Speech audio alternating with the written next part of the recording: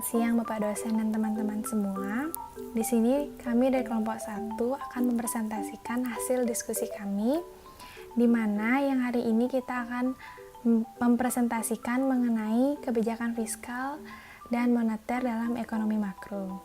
Sebelum kami melanjutkan presentasi, izinkan kami membuka presentasi ini dengan panganjali umat. Om Swastiastu. Sebelum lanjut ke materi, perkenalkan, saya Nika Febrianti dengan NIM akhir 007. Saya bersama dua rekan saya. Yang pertama ada Gea Anjani dengan NIM akhir 049 dan Nindya dengan NIM akhir 063. Pada materi hari ini mengenai kebijakan fiskal dan moneter dalam ekonomi makro, terdapat 3 bahan kajian. Yang pertama ada kebijakan fiskal dalam ekonomi makro, yang kedua ada keseimbangan ekonomi, dan yang ketiga ada efektivitas kebijakan fiskal dan moneter menurut pandangan Keynes. Untuk materi yang pertama akan disampaikan oleh saya sendiri, yaitu mengenai kebijakan fiskal dalam ekonomi makro. Dan operasional, kebijakan fiskal merupakan salah satu instrumen kebijakan pemerintah dari sisi permintaan berkaitan dengan besarnya anggaran berupa struktur pajak, belanja pemerintah, dan subsidi. Nah, yang dapat dipakai untuk mencapai target output, angka pengangguran, dan inflasi pada level tertentu. Dengan demikian, tujuan dari kebijakan fiskal ini yang tentunya bersama-sama dengan kebijakan moneter adalah untuk memelihara output mendekati full employment dan stabilitas tingkat harga. Munculnya excess demand akan menyebabkan inflasi, sedangkan ketidakcukupan dalam permintaan akan menimbulkan pengangguran secara temporer dan deflasi. Nah, berdasarkan arah perubahan nilai variabel target yang menjadi tujuan kebijakan, ada kebijakan yang bersifat ekspansif dan kontraktif. Nah, kebijakan ekspansif yaitu kebijakan ekonomi makro yang memiliki tujuan untuk memperbesar kegiatan ekonomi yang umumnya diambil pada masa-masa perekonomian menghadapi banyak pengangguran dan kapasitas produksi nasional belum dalam pemanfaatan yang penuh. Sedangkan kebijakan konstruktif sebaliknya mempunyai tujuan untuk menurunkan kegiatan ekonomi yang umumnya dilakukan pada masa-masa perekonomian dalam keadaan overemployment, yaitu di mana permintaan agregat melampaui besarnya kapasitas produksi nasional. Variabel instrumen dalam kebijakan fiskal adalah G, di mana G merupakan government expenditure dan T adalah pajak. Ekspansif fiskal berarti naiknya G atau turunnya T, sedangkan kontraktif fiskal adalah turunnya G dan naiknya T. Ada 2 jenis pengeluaran pemerintah, yakni belanja negara atas barang dan jasa, dan transfer dana untuk pengeluaran publik lainnya. Semua uang yang dibelanjakan pemerintah tersebut akan memberikan efek stimulus terhadap perekonomian. Kebijakan fiskal mengandung 3 tujuan utama. Nah, menurut Sri Tua Arif tahun 1996 nomor 287, yakni resource allocation untuk memenuhi alokasi sumber ekonomi dan mekanisme harga. Dalam konteks ini, tujuan fiskal untuk menemukan keseimbangan yang tepat, baik dalam bentuk real maupun dalam bentuk nilai nominal. Di antaranya alokasi sumber-sumber ekonomi untuk sektor publik dan opportunity cost, pengalihan sumber-sumber ekonomi dari penguasa pihak swasta. Nah, untuk yang kedua yaitu untuk melakukan proses restribusi kekayaan dan pendapatan antar golongan ekonomi dalam masyarakat. Dalam konteks ini, untuk memperoleh keseimbangan antara individu dalam pendapatan bersih. Dan untuk yang terakhir, yaitu yang ketiga, untuk menentukan arah pertumbuhan dan kestabilan ekonomi nasional. Ini sering dikaitkan dalam perubahan output agregat, pendapatan, penyerapan tenaga kerja, dan harga-harga umum. Tugas kebijakan fiskal adalah mendesain tindakan-tindakan yang mampu atau yang dapat melancarkan pemanfaatan penuh sumber-sumber nasional, baik dalam sumber daya alam, sumber daya manusia, maupun sumber keuangan. Baik, di sini saya akan melanjutkan presentasi yang kedua, yaitu terkait dengan keseimbangan ekonomi. Kebijakan fiskal dan kebijakan moneter mempunyai peranan yang sangat penting dalam menjaga stabilitas ekonomi, yaitu sebagai penyeimbang antara permintaan agregat dan penawaran agregat. Walaupun kedua kebijakan tersebut mempunyai fungsi yang berbeda, namun secara simultan dapat digunakan mencapai stabilitas harga dan neraca pembayaran. Kebijakan fiskal dan kebijakan moneter juga merupakan bagian dari integral dari makroekonomi, yaitu yang mempunyai tujuan baik dalam jangka pendek dan jangka panjang. Kebijakan fiskal dan kebijakan moneter juga mempunyai peranan di dalam menjaga keseimbangan internal dan eksternal suatu negara, di mana keseimbangan internal yaitu yang bisa kita kenal dengan keseimbangan domestik, yaitu merupakan suatu keseimbangan yang berhubungan dengan pasar barang dan pasar uang. Sedangkan keseimbangan eksternal atau yang biasa kita kenal dengan keseimbangan luar negeri, yaitu keseimbangan yang berhubungan dengan neraca pembayaran. Besarnya suatu keseimbangan itu atau perubahan keseimbangan itu sangat tergantung dari arah perubahan yang ditetapkan dalam mencapai tujuan yang diinginkan terhadap keseimbangan perekonomian yang sedang terjadi, walaupun yang sering terjadi konflik antara pengaruh keseimbangan internal dan eksternal. Kebijakan fiskal menjadi penting karena dikaitkan dengan suatu proporsi yang mengatakan bahwa dengan penetapan pajak dalam jumlah yang tertentu pada wajib pajak akan meningkatkan pendapatan pemerintah, sehingga pemerintah menjadi lebih mampu untuk meningkatkan pertumbuhan ekonomi dan pemerataan pendapatan. Meningkatnya pertumbuhan ekonomi dan pemerataan pendapatan masyarakat adalah karena meningkatnya produksi nasional yang didorong oleh pemerintah, di mana perubahan ini digambarkan pada bagian 1, yaitu dampak perubahan penetapan pajak terhadap pendapatan nasional.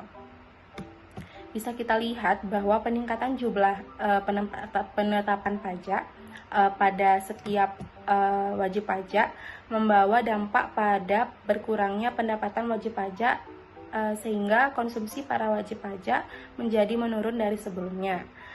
Di lain pihak pula, jumlah pajak yang diterima oleh pemerintah digunakan untuk pembangunan ekonomi secara makro, sehingga pendapatan nasional secara keseluruhan menjadi meningkat. Di mana kebijakan fiskal sering diterapkan bersama-sama dalam kebijakan moneter untuk mencapai suatu kondisi ekonomi tertentu yang mewujudkan keseimbangan perekonomian, kecuali pada masa tertentu yang hanya menerapkan satu dari dua kebijakan tersebut. Mana dari bagian 2 yang dapat kita pahami bahwa pengendalian penetapan pajak dan pengendalian uang beredar dalam masyarakat sangatlah berperan dalam menuju dan menjaga stabilitas ekonomi. Oleh karena itu, kebijakan moneter tidak dapat dipisahkan dengan kebijakan lainnya, karena jika dipisahkan maka dampaknya sering tidak sesuai atau tidak sesuai dengan harapan keseimbangan. Maka jika terjadi dampak kebijakan moneter yang tidak diharapkan, umumnya diatasi dengan kebijakan lainnya yang dapat membentuk keseimbangan ekonomi secara makro. Dalam jangka panjang, jika kenyataannya diktum ekonomi klasik menyatakan bahwa perekonomian senantiasa berada dalam keadaan kapasitas yang penuh atau full employment, tidak terwujud, berarti tidak berlakunya anggapan yang menyatakan bahwa uang tidak mempengaruhi sektorial atau uang tidak berperan. Maka dalam kenyataannya, jika diktum tersebut tidak cocok dan jika di kondisi itu dibiarkan, akan sangat mengganggu kesejahteraan masyarakat, di mana kondisi itu memberi arti bahwa uang mempengaruhi sektorial. Karena itu, kondisi itu harus diatasi dengan campur tangan pemerintah melalui kebijakan fiskal yang sekaligus juga dengan kebijakan moneter serta kebijakan lainnya. Di mana diktum ini dengan teori kuantitasnya selalu mengatakan bahwa setiap adanya tambahan jumlah uang beredar yang melebihi jumlah barang atau jasa yang tersedia akan selalu meningkatkan suatu harga barang dan harga jasa secara proporsional, yang artinya di mana sektor-sektor moneter terpisah atau tidaknya dengan yang lain, maka tidak akan mempengaruhi sektor real sehingga dikatakan bahwa uang tidak lebih berfungsi sebagai alat hitung atau unit of account dan alat tukar, yaitu medium of exchange.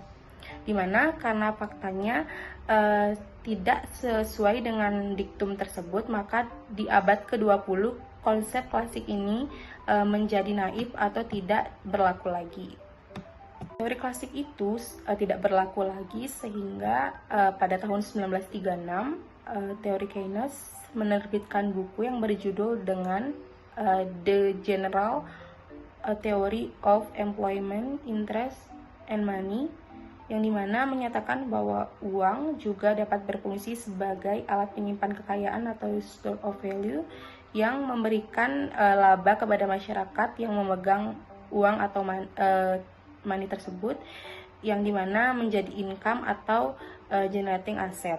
Maka dengan dasar ini, uang masyarakat dapat mempengaruhi pendapatan real masyarakat tersebut melalui perubahan tingkat bunga, dan kemudian perubahan tingkat bunga ini mempengaruhi investasi sehingga mempengaruhi suatu produksi. Teori Keynes ini sangat berbeda dengan teori klasik, di mana karena anggapan Keynes bahwa perekonomian itu belum mencapai atau belum berada dalam kapasitas yang penuh. Namun dalam kondisi seperti itu, kebijakan moneter dengan menambah jumlah uang yang beredar akan menyebabkan turunnya suku bunga sehingga akan meningkatkan investasi.